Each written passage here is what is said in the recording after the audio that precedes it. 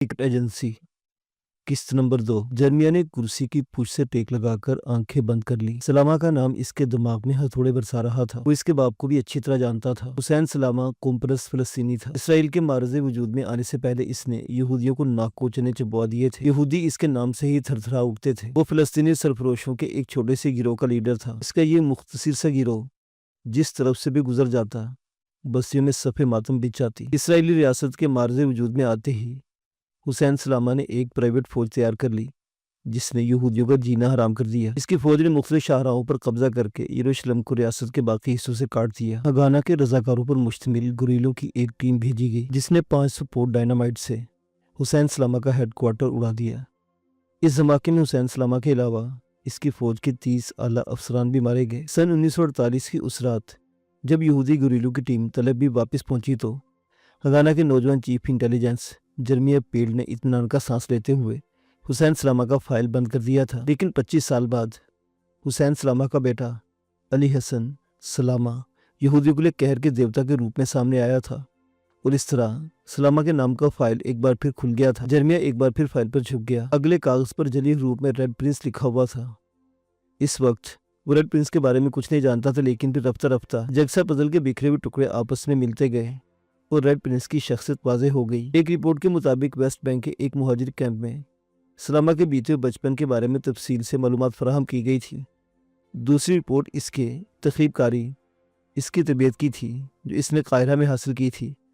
तीसरी रिपोर्ट में बेरूत की अमरीकी दरसगाह में इसकी तालीम के बारे में बताया गया था। इस सफ़ा पर इसकी एक धुंधली सी तस्वीर भी थी जिसमें वो चंद फ़लस्तीनी हुर्रियत पसंदों के साथ बड़े पुरजोश अंदाज में यासिर अरफात को खुश आमदीद कह रहा था। जर्मिया को वो दिन अच्छी तरह याद था जब सलामा की ये तस्वीर मिलने पर मोसाद में ऊपर से नीचे तक सनसनी की एक लहर दौड़ गई थी। इस तस्वीर से इन्हें कम अज़ कम सलामा का हुलिया मालूम हो गया था।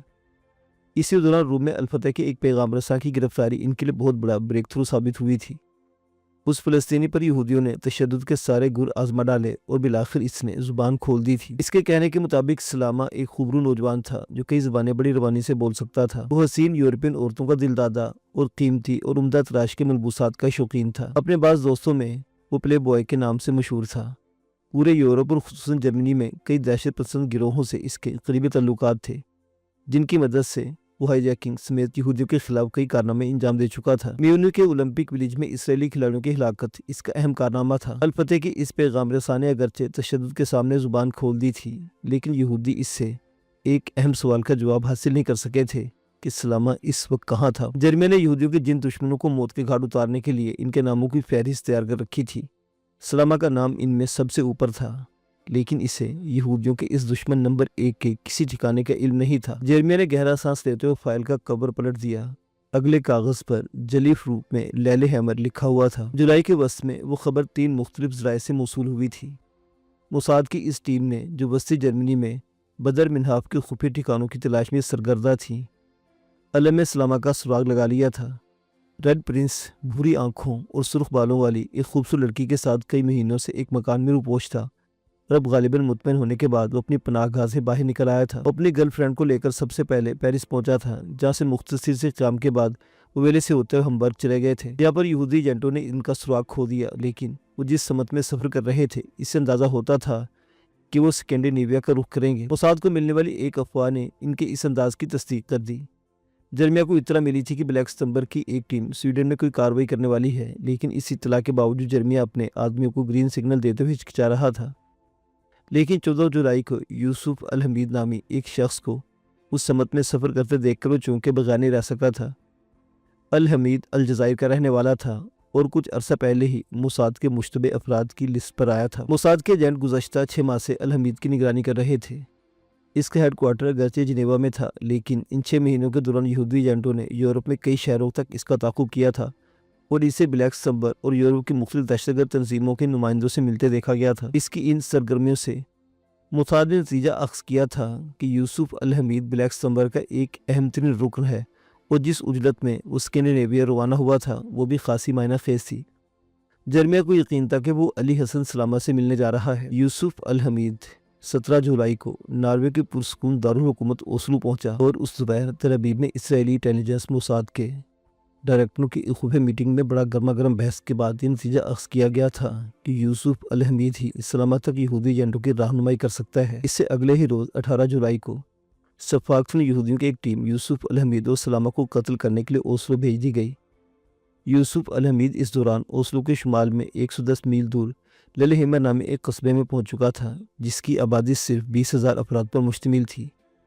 20 جولائی کو موساد کے 2 ایجنٹ صبح ہی صبح سائے کی طرح یوسف الحمید کے پیچھے لگے رہے تھے، جو قصبے کے مختلف مقامات پر گھومتا بالآخر ٹہلنے کے انداز میں کیفے کیرولین کے اوپر کے ایک ٹیرس میں بچھی میزوں میں سے ایک پر بیٹھ گیا۔ چند منٹ بعد ہی ایک اور آدمی بھی اس میز پر آن بیٹھا۔ وہ نسلاً عرب تھا۔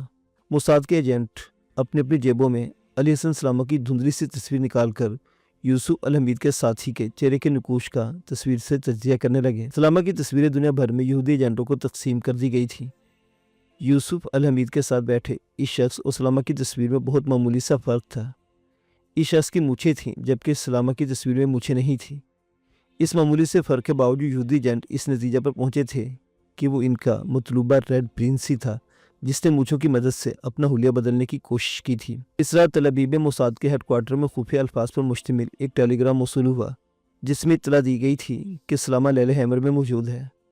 درمیان نے جوابی کیبل کے ذریعے اپنے ایجنٹوں کو گرین سگنل دینے میں ایک لمحہ کی بھی تاخیر نہیں کی تھی۔ 21 جولائی کی رات سلامہ ایک خوبصورت لڑکی کے ساتھ لیلہیمر کے ایک سینما کی فلم دیکھ کر باہر نکلا۔ وہ دونوں ہاتھ میں ہاتھ ڈالے ٹہلنے والے انداز میں چلتے رہے۔ 10:40 پر وہ جیسے ہی فرد بیکن اسٹریٹ پر پہنچے، سڑک کے کنارے کھڑی کرائے کی ایک مزدہ کار سے ایک خوبصورت راز قامت لڑکی اور ایک آدمی نیچے اترا۔ ایک لمحہ کی تاخیر کے بغیر انہوں نے 14 گولیاں سلامہ کے جسم میں اتار دیں اور کار میں بیٹھ کر فرار ہو گئے۔ ریڈ پرنس مر چکا تھا، لیکن اس کے ساتھ ہی خوبصورت لڑکی کو کوئی گزن نہیں پہنچی تھی۔ فائل میں اگلی دستاویز 22 جولائی سن 1973 کے ایک اخبار کے تلاشی پر مشتمل تھی۔ جرمے کی نظریں خبر کی سرخی پر مرکوز تھیں۔ لیلہیمر میں ایک مراکشی ویٹر کا بہیمانہ قتل۔ خبر کے متن میں بتایا گیا تھا کہ بوشیکی نامی یہ مراکشی باشندہ پچھلے 5 سال سے لیلہیمر کے کیفے کیرولین میں ویٹر کی حیثیت سے خدمت سر انجام دے رہا تھا، لیکن گزشتہ رات اسے نہایت بہیمانہ طریقے سے موت کے گھاٹ اتار دیا گیا۔ اس نے تقریباً 1 سال پہلے ایک مقامی لڑکی سے شادی کی تھی، جو 2 مہینے بعد ماں بننے والی تھی۔ اس خبر کو پڑھنے کے بعد اس میں شبے کی کوئی گنجائش نہیں رہی تھی کہ یہودی ایجنٹوں نے ایک غیر متعلق اور بے گناہ آدمی کو موت کے گھاٹ اتار دیا تھا۔ وہ شخص جو یوسف الحمید کو لیلہیمر کے اوپن ایئر کیفے میں ملا تھا ریڈ پرنس نہیں تھا۔ اس کا حریت پسندوں سے دور کا بھی کوئی تعلق نہیں تھا۔ وہ ہوٹل کا ویٹر تھا جسے یوسف الحمید نے غالباً کچھ پوچھنے کے لیے اپنی میز پر بٹھا لیا تھا۔ جرمیہ کو یاد تھا کہ 1973 کی جولائی کی ایک صبح جب اس نے اخبار میں یہ خبر پڑھی تھی تو اس کی کنپٹیاں تک سلگ اٹھی تھیں۔ اس کے آدمیوں نے موساد کی تاریخ میں سب سے بڑی حماقت کا ثبوت دیا تھا۔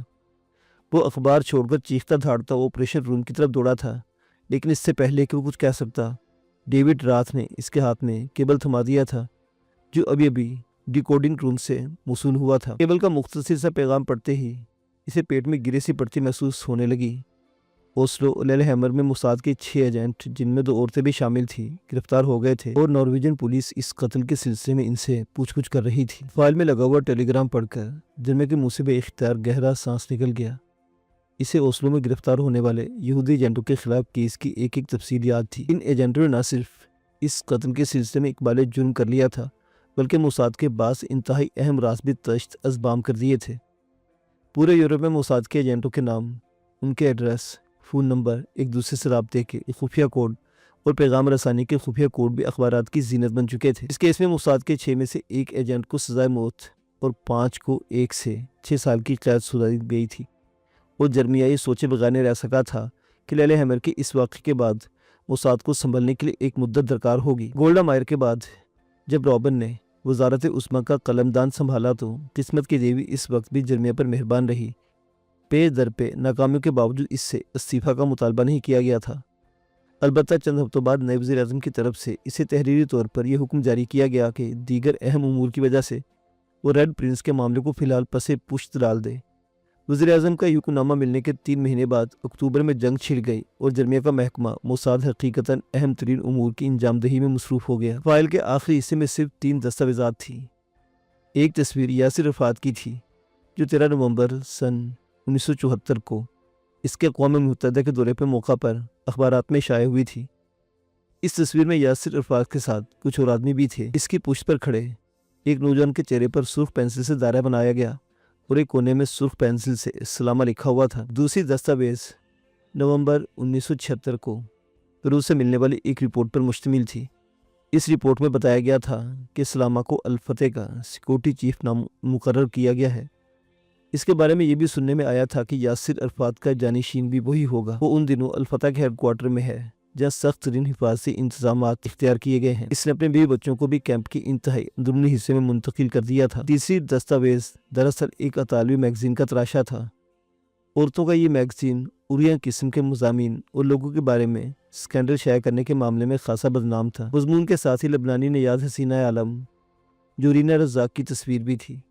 मैगजीन में जोरीना और एक मुसलमान नौजवान के इश्क के बारे में सनसनीखेज इंकिशाफात करते हुए कहा गया था कि इस मुसलमान नौजवान ने हसीना आलम के लिए अपने बीवी बच्चों को नज़रअंदाज कर दिया था और इन दिनों जोरीना के साथ बेरूत के फैशन एबल इलाके में रहाइश पजीर था।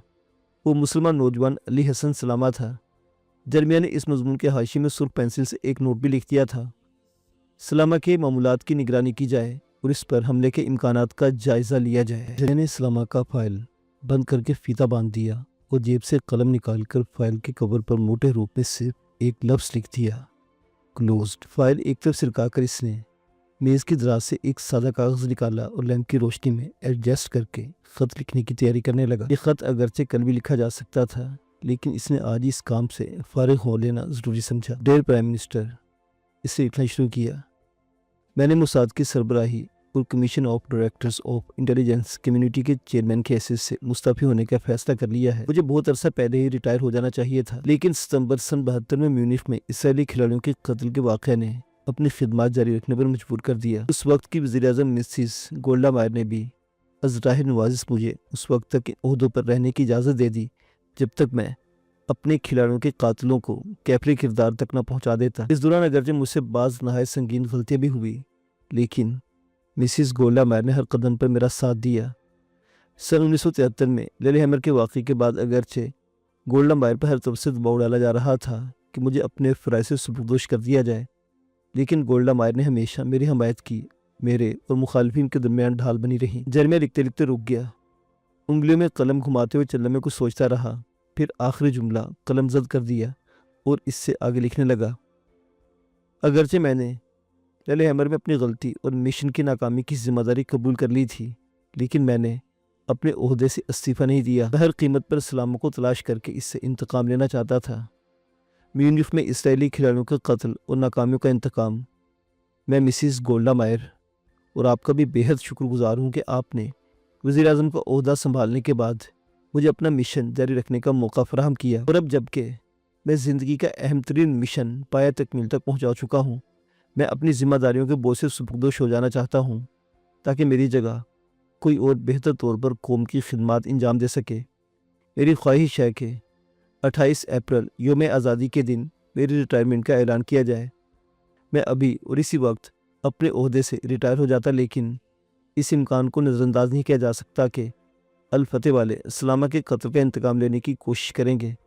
इससे मैंने अपनी रिटायरमेंट की तारीख में 3 माह का वक्फा रखा है ताकि इस दौरान अगर अल फतेह की तरफ से कोई ऐसी कार्रवाई हो तो अपनी सरकारी हैसियत में इसका मुकाबला कर सकूं। जर्मिया ने होंठ चबाते हुए एक बार फिर ख़त पढ़ा और मुतमिन अंदाज में सर हिलाते हुए दूसरे कागज़ पर इसकी नकल तैयार करने लगा। इसने ख़त को टाइप करने के बजाय अपने हाथ से लिखना मुनासिब समझा था। ख़त मुकम्मल करने के बाद नीचे इसने अपना नाम लिख दिया और सर उठाकर दाएं तरफ की खिड़की से देखने लगा, जहां मध्यम सा उजाला फैलता हुआ नजर आ रहा था। यरूशलेम पर एक नई सुबह तुलू हो रही थी। वो खिड़की से नजरें हटाकर एक बार फिर अपने लिखे हुए ख़त की तरफ देखने लगा। इसके सीने में इसराब की लहरें सी उठने लगी। इसके पास अब सिर्फ 3 महीने रह गए थे। बड़ी क़यामत खेज बारिश थी, गोया बादलों के सारे बंद टूट गए थे। आसमान से मूसलाधार पानी बरस रहा था। ऐसे खौफनाक मौसम में स्याह रंग की वो सीडान तेज रफ्तारी से पेरिस की तरफ जाने वाली सड़क पर दौड़ रही थी। ड्राइवर को या तो अपनी जान अजीज नहीं थी या इसे ड्राइविंग में इतनी महारत हासिल थी कि वो किसी खतरे को खातिर में लाने को तैयार नहीं था। वाइपर अगर से चल रहे थे, मगर विंड स्क्रीन पर पानी की एक चादर थी जो नीचे को फैलती जा रही थी। इस खतरनाक सूरत हाल के बावजूद ड्राइवर ने गाड़ी की रफ्तार कम करने की कोशिश नहीं की थी। डैशबोर्ड की हल्की सब्ज रोशनी में इस शख्स का चेहरा बड़ा पुरस्कार तासुर दे रहा था। कुशादा पेशानी, उभरे हुए रुखसार, उठी हुई नाक और भीजे हुए होंठ, आंखों में सर्द मोहरी नुमायां थी। इसकी उम्र का अंदाजा 35 और 40 के दरमियान लगाया जा सकता था। इसके सुनहरी रंगत के बाल पेशानी पर चिपके हुए थे। इसने स्याह ऊनी हाईनेक स्वेटर पहन रखा था, जिसकी आस्तीन कोहनियों से ऊपर तक सिमटी हुई थी, जिससे इसके बाजू की उभरी हुई मछलियां नजर आ रही थी। इसके हाथ सख्ती से स्टीयरिंग व्हील पर जमे हुए थे। सीडान बोरगेट के करीब पहुंच रही थी। ड्राइवर ने डैशबोर्ड में नस्ब घड़ी की तरफ देखा। सुबह के 5:02 हुए थे। इसने रेडियो को स्विच ऑन कर दिया। सुई इस वक्त किसी यूरोपियन स्टेशन पर थी, जहां से खबरें नशर हो रही थी। न्यूज कास्टर की आवाज इसकी समाज से टकराई। धमाके में हलाक होने वाले 2 से 8 आदमी इसके बॉडीगार्ड थे, जो इसकी हिफाजत के 24 घंटे इसके साथ रहते थे। 3 राहगीर भी इस धमाके में मामूली से जख्मी हुए। मुतवफ़ी अली हसन सलामा उर्फ रेड प्रिंस। सीडान के ड्राइवर को सीने में अपना सांस रुकता हुआ महसूस होने लगा। इसका सीधा पैर ब्रेक पैडल पर जम गया और कार लहराती हुई सड़क के किनारे हिफाजत से रेलिंग की दूसरी तरफ बढ़ने लगी। इससे पहले कि कार रेलिंग से टकरा जाती, ड्राइवर को जैसे होश आ गया और स्टीयरिंग संभाल कर गाड़ी को दोबारा सड़क के वस्त में लाने में कामयाब हो गया। इसके साथ ही ब्रेक पैडल पर दबाव बढ़ा दिया और कार सड़क के किनारे पर रुक गई। ड्राइवर ने झुककर अपना सर स्टीयरिंग पर टिका दिया और गहरे गहरे सांस लेने लगा। इसका पूरा जिस्म खसा रसीदा पत्ते की तरह हौले हौले कपकपा रहा था। अली हसन सलामा। रेडियो पर न्यूज़ कास्टर की आवाज़ सुनाई दे रही थी। कट्टर नाजियों का बहुत बड़ा हमदर्द था, जिन्हें दूसरी जंग अजीम के दौरान जर्मनों ने पैराशूट के जरिए फ़लस्तीन की सरजमीन पर उतार दिया था, ताकि वो अरबों को इश्तियाल दिलाकर बरतानिया के खिलाफ तहरीक शुरू कर सकें। अली हसन सलामा ने जवानी में कदम रखते ही एक पुरजोश हुर्रियत पसंद की हैसियत से शोहरत हासिल कर ली थी और इसे अल-फतेह की ज़िली तंजीम ब्लैक सितंबर का सरबराह मुकर्रर किया गया। इसने प्ले बॉय की हैसियत से ही बड़ी शोहरत हासिल की थी। अपनी हैसियत से फ़ायदा उठाते हुए अली हसन ने अल-फतेह और यूरोप की मुतअद्दिद दहशतगर्द तंजीमों, खुसूसन जर्मनी की बदर मिन्हाफ नामी तंजीम से गहरे राब्ते कायम किए। सीडान का ड्राइवर स्टीयरिंग पर हाथ जमाए बैठा रहा। इसके जिस्म पर तारी लर्जा अगरचे ख़त्म हो चुका था, लेकिन इससे अपनी कनपटियाँ सुलगती महसूस हो रही थी। इसराइली इंटेलिजेंस मोसाद के एजेंट 5 मरतबा पहले भी सलामा को कत्ल करने के मंसूबे बना चुके थे, लेकिन हर मरतबा इन्हें नाकामी का मुंह देखना पड़ता था। न्यूज़ कास्टर कह रहा था वो यहूदियों का दुश्मन नंबर 1 समझा जाता था और मोसाद ने जिन लोगों के कत्ल के मंसूबे बना रखे थे, वो उनमें सर्रे फहरिस्त था। लाइटर बमों के जरिए यूरोप में इसराइली सफारतकारों की हलाकत, सन 1971 में रोटरडैम ऑयल रिफाइनरी की तबाही, 1972 में स्पेन एयरलाइन के तहरीक हुआ और बिन गोरियन एयरपोर्ट पर जापान रेड आर्मी के एजेंटों के हाथों 24 मुसाफिरों के कत्ल में भी इसका हाथ था। और म्यूनिख के ओलंपिक विलेज में इसराइली खिलाड़ियों का कत्ल का मंसूबा भी इसने बनाया था। और मोसियो आवाज़ सुनकर सीडान के स्टीयरिंग पर झुके हुए शख्स ने सर ऊपर उठाया। इसकी गाड़ी से आगे एक पुलिस कार खड़ी थी, जिसकी छत पर लगी नीली और सुर्ख बत्ती जल बुझ रही थी और एक भारी भरकम पुलिस वाला इसकी कार की खिड़की पर घोंसे बरसा रहा था। और एक पुलिस वाला दूसरी तरफ आ गया था और हाथ में पकड़ी हुई टार्च से कार के अंदर रोशनी डालने की कोशिश कर रहा था। मोसियो, पहला पुलिस वाला एक बार भी चीखते हुए सीडान की खिड़की पर घोंसे बरसाने लगा। सीडान के ड्राइवर ने शीशा गिरा दिया। पुलिस वाले ने झुककर सर खिड़की के अंदर कर दिया। इसकी टोपी से टपकते पानी के कतरे सीट के सामने फुटमेट को तर करने लगे। यहाँ क्या कर रहे हो? पुलिस वाला चीखा। इसके मुंह से सस्ते किस्म के तंबाकू के भभके उठ रहे थे। क्या तुम्हें मालूम नहीं कि फ्रीवे पर इस तरह गाड़ी खड़ी करना मना है? सन 1973 में भी वो एक कातिलाना हमले में बाल बाल बचा था। रेडियो से न्यूज़ कास्टर की आवाज़ उभर रही थी। इसराइली जनरल डेले हैमर में इसके धोखे में एक और आदमी को मौत के घाट। बेहतर होगा कि रेडियो बंद कर दो और जो कुछ पूछ रहे इसका जवाब दो। पुलिस वाले के हलक से गुर्राहट से निकली। बारिश में अचानक शिद्दत आ गई थी। सर्जेंट, सुनहरी बालों वाले ने अपनी अंदरूनी कैफियत पर काबू पाते पुरस्कून लहजे में जवाब दिया। इसने अगरचे फ्रांसीसी में बात की थी, लेकिन लहजे में जर्मन का हल्का सा उनसर शामिल था। तेज बारिश की वजह से सामने कुछ भी नजर नहीं आ रहा था, इसलिए मैं कुछ देर के लिए यहाँ रुक गया था। पुलिसमैन मुश्तबे निगाहों से इसका जायजा लेने लगा। तुमने शराब तो नहीं पी रखी? इसने सुनहरे बालों वाले के चेहरे पर नजरें जमाते हुए कहा। नहीं सार्जेंट, मैंने जिंदगी में कभी शराब को हाथ तक नहीं लगाया। कहते हुए सुनहरी बालों वालों के होंठों पर खफीफ सी मुस्कुराहट आ गई। दूसरा पुलिस वाला, जो इस दौरान कार की नंबर प्लेट चेक कर रहा था, ऊपर से घूमकर अपने साथी के करीब आ गया और उसके कान में सरगोशी करने लगा। सीडान के ड्राइवर ने कागजात का लफ्ज़ सुन लिया था। इसका दायां हाथ गैर इरादी तौर पर स्टीयरिंग से हटकर पहलू में टिक गया और दूसरे लम्हे सीट के नीचे छुपे। थॉमसन रिवाल्वर के दस्ते को छू रहा था। इसने नहायत एहतियात से रिवाल्वर का सेफ्टी कैच भी हटा दिया था, लेकिन पुलिस वाले ने اس کے کاغذات طلب نہیں کیے۔ وہ غالباً اس کے جواب سے مطمئن ہو چکا تھا، یا دوسری وجہ یہ بھی ہو سکتی تھی کہ اس طرح کھڑے رہ کر بارش میں نہیں بھیگنا چاہتا تھا۔ بارش زیادہ تیز نہیں ہے، وہ سیڈان کے ڈرائیور کی طرف دیکھتے ہوئے بولا۔ تو کیا تم سمجھتے ہو کہ اپنا سفر جاری رکھ سکو گے؟ کوئی دشواری تو پیش نہیں آئے گی؟ جانا کہاں ہے تمہیں؟ پیرس، اس شخص نے جواب دیا۔ بارش کا زور واقعی ٹوٹ چکا تھا، مجھے ڈرائیونگ میں کوئی پریشانی نہیں ہوگی۔ ٹھیک ہے، پولیس والا کہتے ہوئے سیدھا ہو گیا۔ بارش کی وجہ سے راستہ کافی خطرناک ہو گیا ہے، احتیاط سے چلانا۔ سیڈان کے ڈرائیور کا جسم پسینے میں تر ہو رہا تھا۔ اس نے سیٹ کے نیچے ریوالور کے دستے سے ہاتھ ہٹایا اور انجن سٹارٹ کر کے گاڑی کو ہلکی رفتار سے آگے بڑھا دیا۔ گاڑی کی رفتار میں بتدریج اضافہ ہو رہا تھا۔ سوئی 80 کے ہندسے پر لرزنے لگی۔ اس نے عقبی پیش منظر کرنے والے آئینے کی طرف دیکھا۔ پولیس کی گاڑی کا دور دور تک نام و نشان نظر نہیں آ رہا تھا۔ اس نے ایک بار پھر ریڈیو کا سوئچ آن کر دیا۔ نیوز کاسٹر اپنی رپورٹ کا آخری حصہ پڑھ رہا تھا۔ یاسر عرفات سلامہ کی تدفین میں حصہ لینے کے لیے بیروت پہنچ رہے ہیں۔ یاسر عرفات نے، جو سلامہ کو اپنا لپالک بیٹا کہا کرتے تھے، دھمکی دی ہے کہ یہودیوں سے سلامہ کے خون کا بدلہ ضرور لیا جائے گا۔ سنہری بالوں والوں نے ریڈیو بند کر دیا اور وہ بالکل پرسکون نظر آ رہا تھا۔